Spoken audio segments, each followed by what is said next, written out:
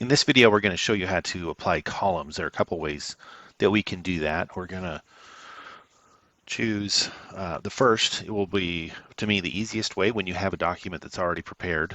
There are ways that you can do this through the tabs that you can do before you start typing. You can just have it go into columns, but this applies some of the things that you're going to be looking for automatically. But I'm going to show you kind of some of the things that you need to look out for as you go through this particular part of the assignment.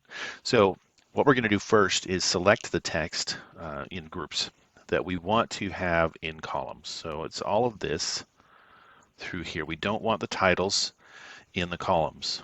So we're going to come over here to the Layout tab, and then we've got columns. We can come to more columns. We can tell it different options here, such as a line between. First, you have to have a number of columns selected besides one, the width of the columns, and so on. So we're going to select 2. We are not going to put a line between at this time. We're going to apply it to the selected text rather than the whole document. And we can tell it the spacing between the columns. In this particular assignment, those things aren't specified, so try to make it look as much like the example as you can. And we click OK, and we can see that those parts of the document that we selected are now in columns. It did a couple of things that you didn't see.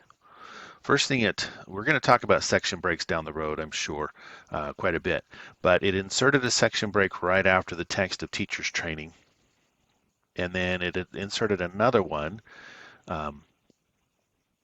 Let's take a look at what that is exactly.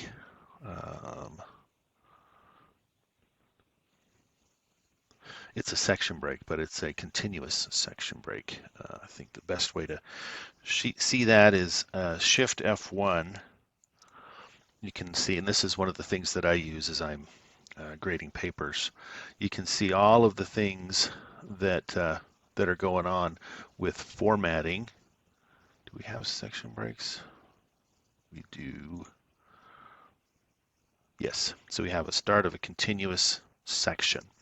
So that separates the document into pieces so you can do different things like this. If we don't have those section breaks and we apply columns, it's going to apply columns to the whole document.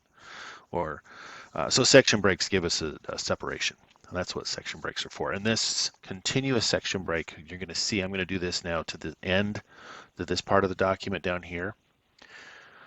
That also adds a little thing at the end of the text to balance the columns. And I'll show you what that means here.